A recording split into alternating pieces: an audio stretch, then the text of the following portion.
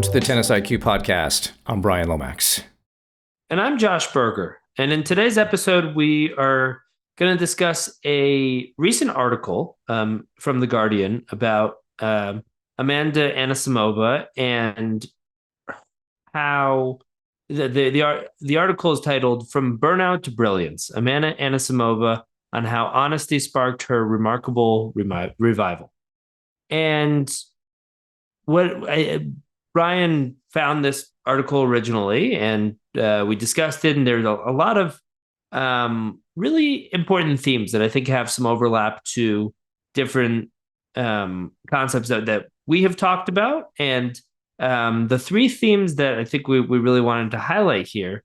The first is trying to be the best athlete that you can be. And we've referred to this in the past, or referred to being the best tennis player you can be, or the best person you can be. So that's the first theme, which she talks about as well.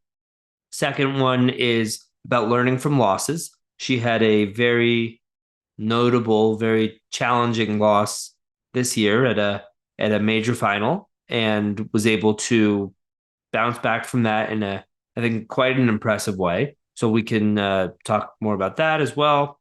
And then lastly, being able to prioritize mental health and balance, which she, really demonstrated an impressive ability to do, and the willingness to do things her own way, and maybe not going about things the way that everyone else is just going to go about them, but having the courage to go about things in her own way.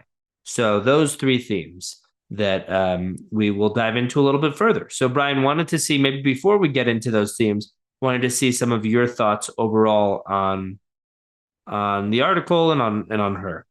Yeah, I think Amanda has had a great year. And I don't know that how many people predicted that this is the kind of year that she would have. And it's a nice story, as the article, just even the headline, tells us. So I'm always on the lookout, Josh, for articles like this about tennis players.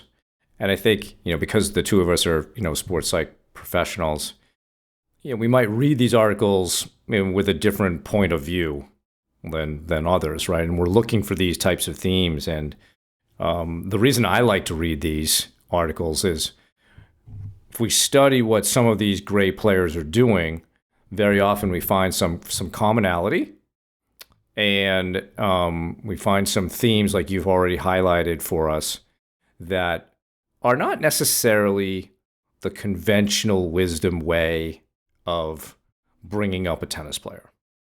Bringing up a tennis player, or even if you're playing as an adult, there seems to be a lot of emphasis, naturally, on winning, ratings, and rankings. And, our first theme of being the best athlete you can be, being the best player you can be, kind of flips that on its head a little bit. And we've talked about that, and as probably a healthier way to get to becoming a better player. Not that you can't become a great player the other way. It's probably not as healthy. So I think, we're always looking for these types of articles to show the listeners, that there are multiple ways to become a better player. And for everyone, and this is even kind of part of the theme here, is we have to find our own authentic and unique recipe for getting there.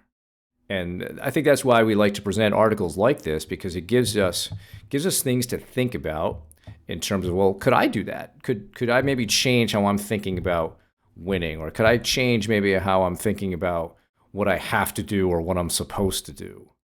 And I think that's really the spirit in which we are presenting, today's episode in this article. So that we can all learn from it, and just maybe be, provoked a little bit to thinking in some different ways, a little bit deep, in a deeper way, about some of the themes that you've highlighted. So I'd love to get into the first one, Josh, about being, really the quote from her, that she's just focusing on being the best athlete she can be.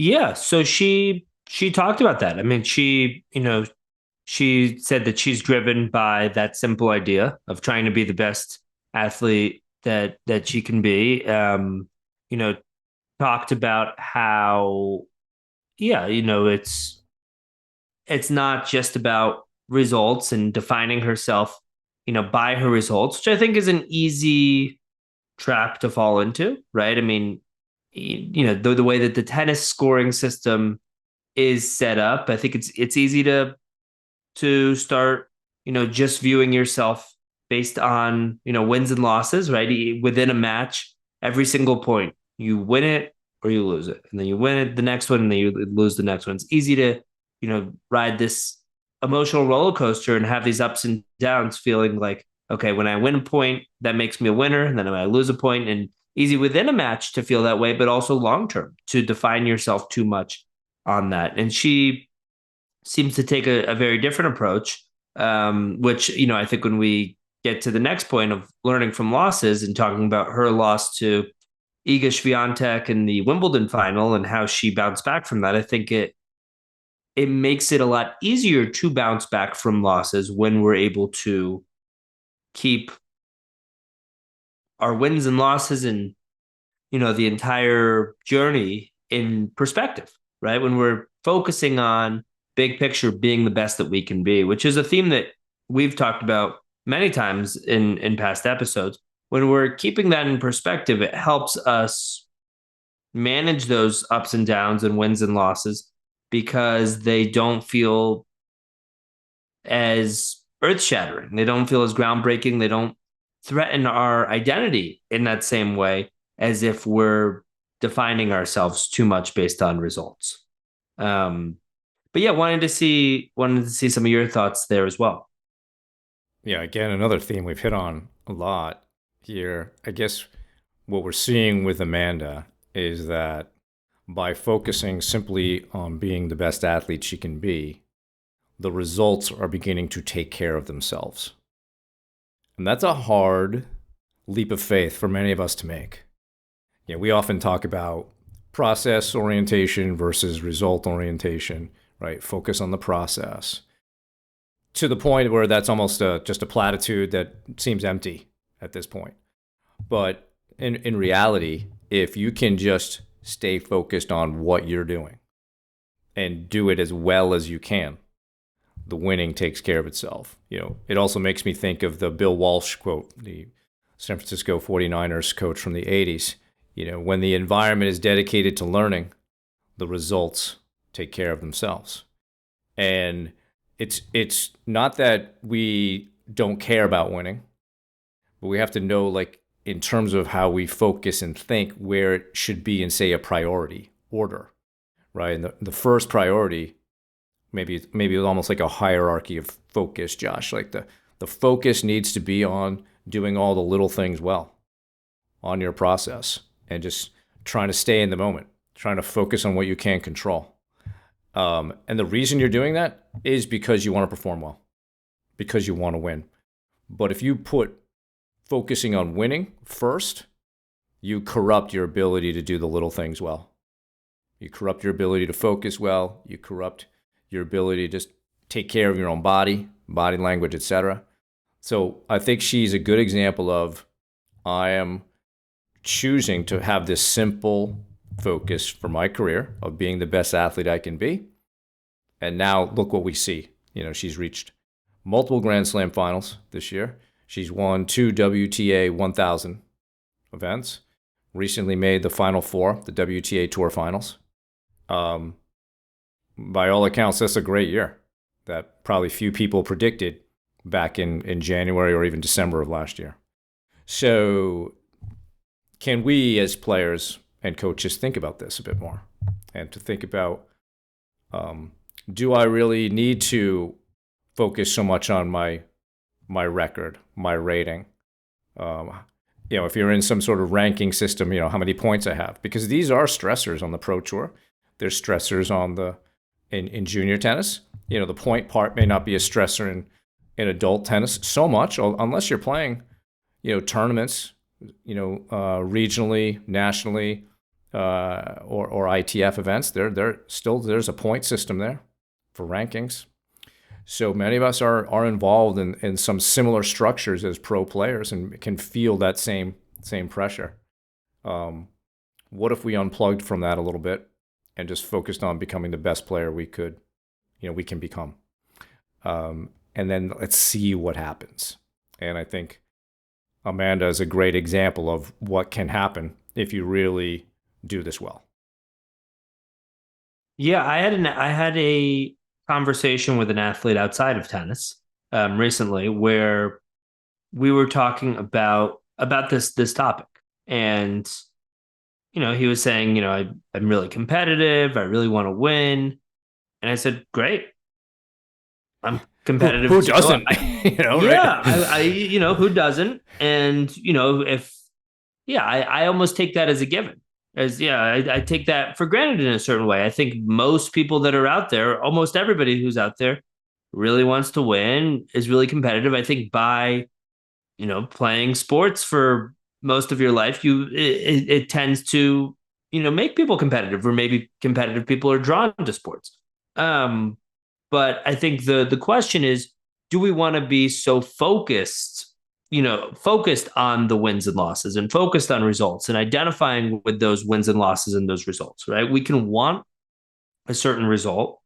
We can want to win more and be competitive and care about it. But if that's where the focus is, it tends to be counterproductive, tends to lead to pressure, to unnecessary pressure. It tends to, it tends to, rather than helping people focus on what actually needs to be done to get there, it tends to draw people's attention away from that, and just by focusing on the end result, they start ignoring the steps that are actually needed in order to get there. So it's okay. Can we use the fact that we do want to win and we are motivated to win as can we let that drive us?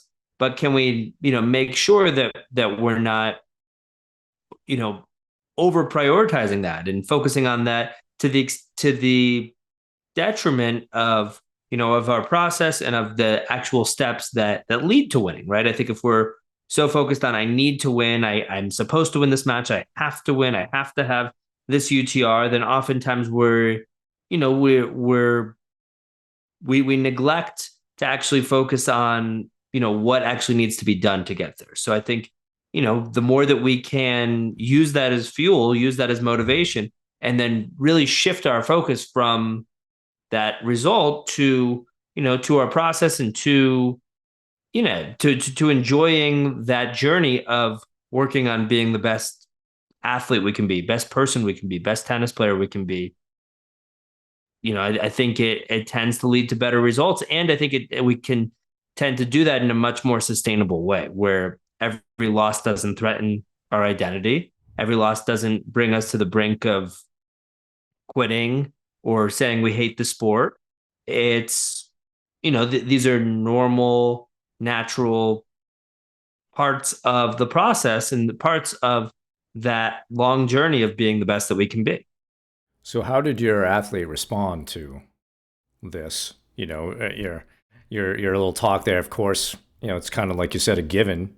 I've told some athletes like we don't even need to talk about winning. I'm assuming that the reason you're talking to me is because, of course, you want to win and do better. So why are we talking about that? But so, what was his response?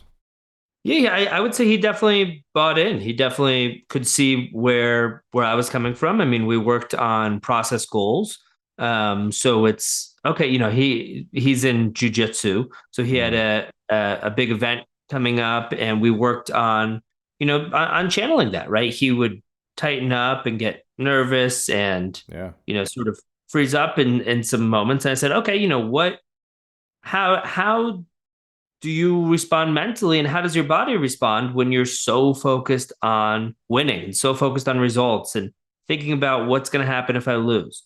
And again, it's great that you want to win, and I want you to win more as well. So let's focus on what we actually have to do to get you closer there. And I think it did. I think he did buy into that, and I think he liked that different perspective and that different way of going about things. Yeah. I think as we present this, we don't want to present it as like it's as easy as flipping a light switch. There's going to be some mental work to notice and be aware of where your thoughts are. Because Yep. most of us accept the winning thing as default. Yeah, that's the way it works. That's the way I should be thinking. And it's gonna be difficult to get through that habit of way of thinking. So, um, and this is where it's really important to tell yourself repeatedly what you're trying to do. Right? Everything is practice. Just trying to become the best player I can become. Play with courage. Like all these little helpful phrases that get you to focus more on the process and more on that future version of yourself rather than having to win today. So let's get into the second theme, Josh, about learning from your losses. Could you go through that, like in what's covered in the article? Yeah, so they talk about the her match against Iga Swiatek at Wimbledon, and this was her first Grand Slam final. Right, there's a lot of pressure being in your first major final. Also, a lot of pressure that it's Wimbledon. That's I think an added degree of pressure, and you're playing somebody who has is a multiple time major champion in Iga Swiatek. She was number one for years. Won multiple majors, and I think probably many of our listeners know this, but she lost 6-love, 6-love, which is a score that I think probably every tennis player at some point or another has lost by that score. But it's tough. It doesn't feel good to lose that way, especially when there are so many eyes on you, right? It's such a key moment. It's such an important moment where there's, so many people watching. Yeah, it's just, it couldn't have been a bigger moment for her. And to lose by that score can feel really harsh. And I think we've talked about this a little bit in the past, but, in professional tennis, in a final, they right after the match ends, they start wheeling out the stage. They start, all the ball kids come out, the uh, you know, tournament director or the key sponsors, and they do the trophy ceremony. And to have to speak in an eloquent way shortly after the match that you just lost 6-love, 6-love in front of millions of people watching at home is not easy.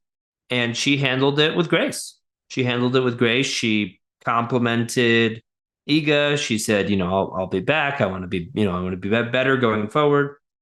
And just about 2 months later, she played her again at the US Open. And what did she do? She beat her. She beat her, and she, clearly seemed to learn from a really tough moment that she had had.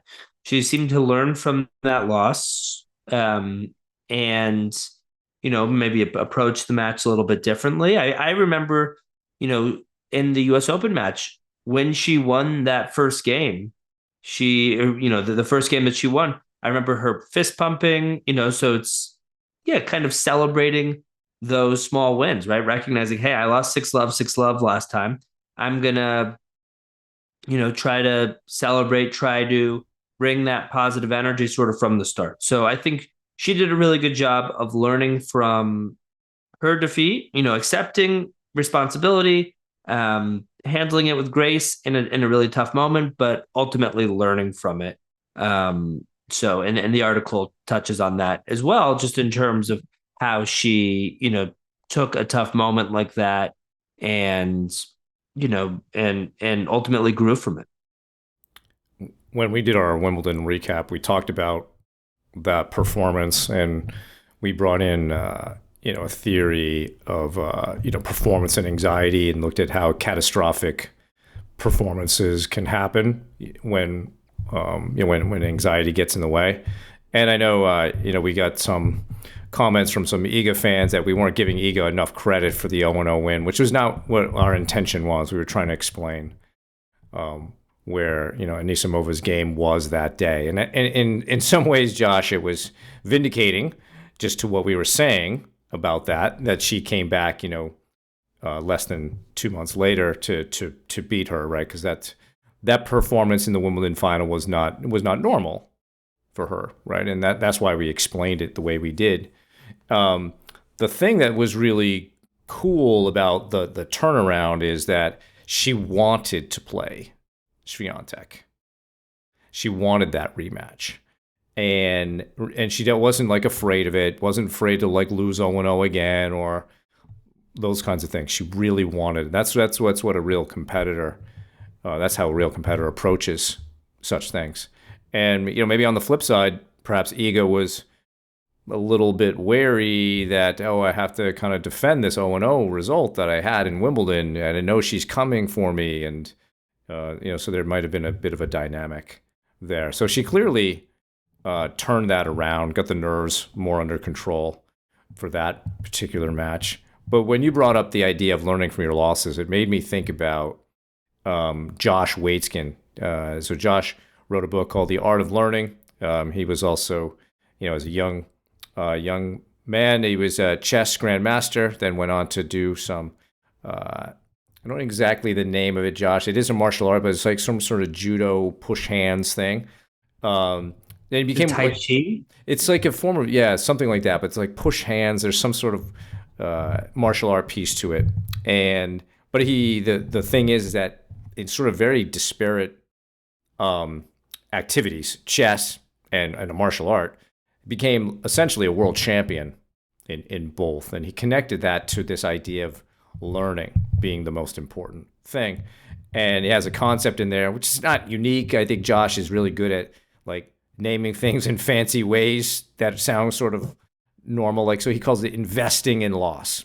That's a good word. And, can we look at losses as something to invest in and really learn from? We don't want to just superficially look at it. We really want to invest in going deeper on what happened there. And that we don't necessarily get that kind of viewpoint from this article about what Amanda went through in getting over her loss at Wimbledon to win again at the US Open. But the whole idea of learning from your losses is really key, because there are so many in tennis. And, I can even think about my own career, Josh. Some of the harder losses are the ones that produced the best lessons for me. And, when I look back at some of my better moments in my career, sometimes the catalyst for it was a difficult loss that almost served as a wake-up call, or something really had to change if I wanted to do better. And I think that if everybody listening can look at some of their harder losses, they'll find some maybe not an epiphany, although I would say I've had a couple epiphanies through losses over the years that can change things. So can we invest in loss in the same way that Amanda did here? We don't take it personally. She didn't let that 0-0 match define her. It was a moment in time. It presented an opportunity to come back a few months later and play the same player again. And let's see how it goes this time. And I think she brought some really more of enthusiasm to the match, and really wanting to play the match. And I think that was really key, that she wanted this rematch. Absolutely. She seemed to kind of lean into it, viewing it as a challenge, right? As a challenge or opportunity for her, instead of a threat. And I think we've talked about this idea in the past where, when something is viewed in that way, right? I'm viewing it as a challenge, or I'm viewing it as an opportunity in front of me instead of as a threat.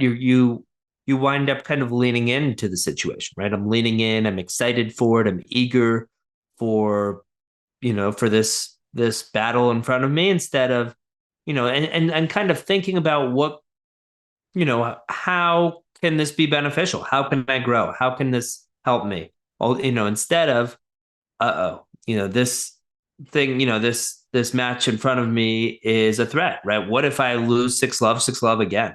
What are people going to think? What are people going to say in the locker room? What is the press going to say? How is this going to impact my ranking?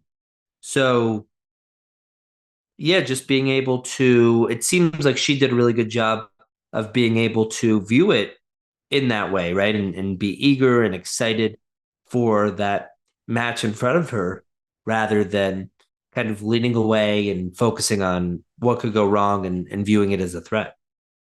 And I think our last theme is about really kind of taking care of yourself, right? Doing things your way, being being authentic to yourself. And I think that this is a good story here and a good message for not only younger players, but really everybody. Um, but if we take it, kind of look at the pro level here, she took time off from the tour to take care of herself. And we've obviously seen more and more of that over the last few years, which is great because look what happened when she came back. And other top players have talked about working with whether it's a sports psychology professional or just a psychology professional. Sabalenka included, Iga Swiatek has Daria Abramovich on her team. So these are key components to high performance, and you have to stay in tune with how you're feeling physically and emotionally. And I think when we look at professional tennis players, especially those who are up and coming and beginning to experience some success, there can be some pressure to do things what other people are telling you have to do. That could be an agent saying, no, you have to do these endorsement things. You have to do this photo shoot. You have to go here. You have to go there. And I think for me, Josh, anytime I hear the word or the phrase, you have to do this, I think you should be skeptical. Because there's no one way of doing these things. There are multiple routes to success. There's multiple routes to you feeling fulfilled. And Amanda's message to players is trust yourself a little bit more on that. Take more ownership of some of these things. Surround yourself with a good team that has your best interest in mind. And that can be difficult as a young professional. Because you could have people around you who see you as their ticket to the top. That could easily happen. So, her being vulnerable and talking about this, and just presenting who she is in an authentic way, and I think authenticity also has to have a balance. We don't want to be an excessive authenticity to the point where you're turning people off because you're bizarre, or right. But she's not doing that. She's got a good balance of that. And I think it's a good message for all of us is to own your career more, to be skeptical of when people tell you have to do things a certain way. Really think about that, talk about it, ask why. Why are you saying that? And then figure out your path. Because that's, to me, ultimately in life, Josh, that's what we're all trying to do, is figure out our path to who we're becoming and what is the best route for us. And of course, there'll be losses and difficult things. Hey, we can invest in those. And right. So I think all these three themes are part of that authentic path that we're trying to discover in life. But I was really pleased to see, her advice for younger players, and she's modeling that advice and looking, to take care of herself more. So I thought that was a really nice way to kind of wrap up the article, is to look at her path, how she's been vulnerable, how she's been very authentic and open, and encourage young players, really all players, to take more ownership of their own careers. Absolutely. And I think an example of a couple of players that did a really good job of this and sort of paved the way, I think, for a lot of others is the Williams sisters. I think they are an example of players who they were highly touted from a young age, really young age, and had a lot of success at a young age. They burst onto the scene. And, I think there was a culture of, you need to do more, you need to train more, you need to play every tournament, you can't take time off. And they, I think, pushed back on that. And they recognized, hey, we're starting this journey as teenagers. If we want to have a long, successful career here, it can't be tennis all the time and nothing else. And they had other passions. They were interested in fashion and business opportunities and, things outside of the sport. And I think they got some criticism for it, frankly. But I think it really served them because it gave them balance in a way that I think a lot of players really struggle with. I think I don't think most professional athletes would necessarily say that their life is balanced, but I think they were able to find it by pursuing those passions, by saying no at times, when it comes to certain tournaments or certain matches or, just being able to take some time off. And I think they did pave the way for players nowadays, and we can think of other examples of players who have taken time off, for different reasons, right? Maybe it's mental health related issues, maybe it's other challenges, but being able to take time off and prioritize themselves and recognize that this is a long journey, right? Players are playing longer now, right? Back, you know, before, let's say, the big three and Venus and Serena, and maybe a couple of other notable exceptions, it was more rare for players to play through their 30s, right? There was oftentimes it would be early 30s, and people would hang it up and retire.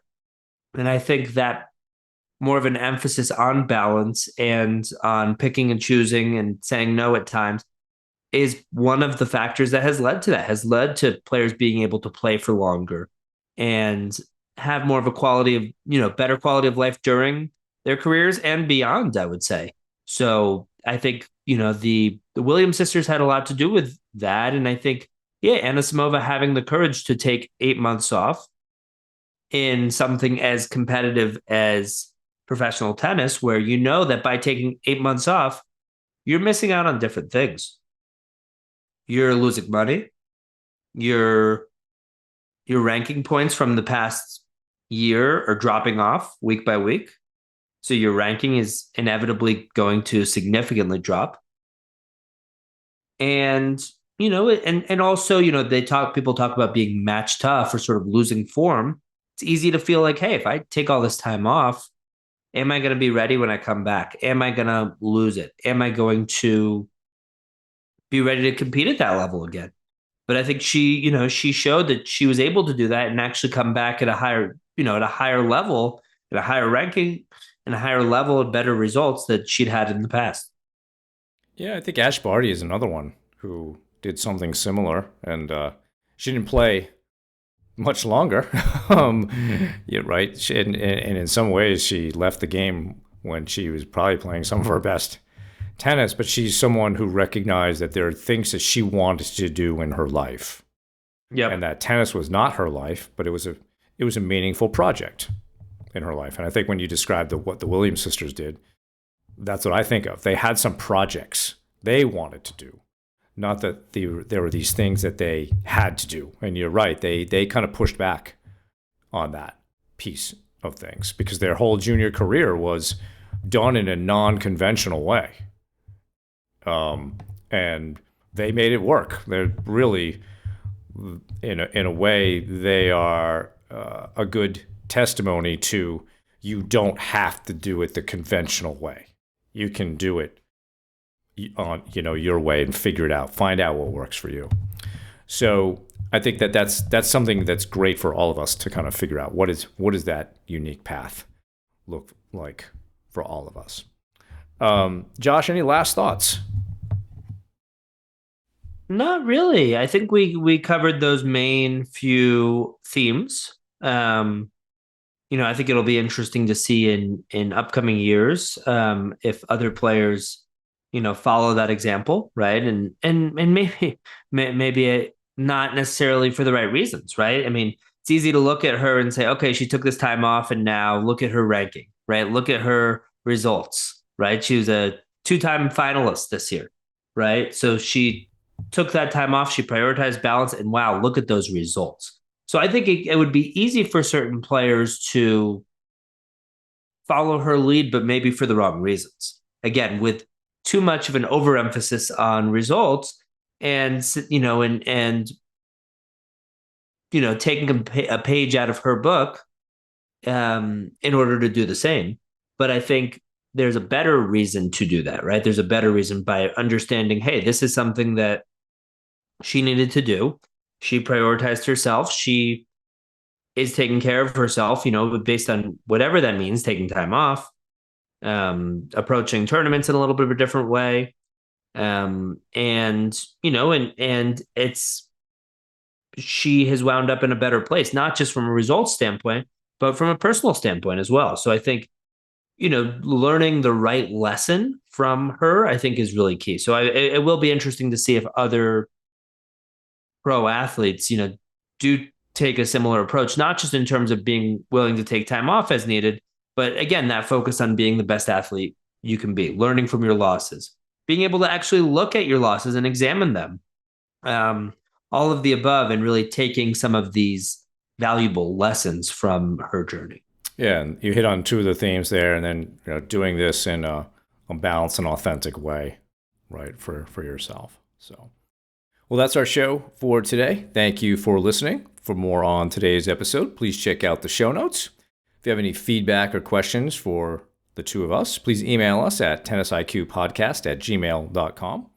Also, if you're enjoying the content that Josh and I discuss on the show, please rate and review the podcast so other tennis enthusiasts can find it more easily. Additionally, to be notified of new episodes, please subscribe to the show on your podcast platform of choice, including YouTube, and you can also check us out on Instagram. Thanks again, and we'll talk to you soon in our next episode.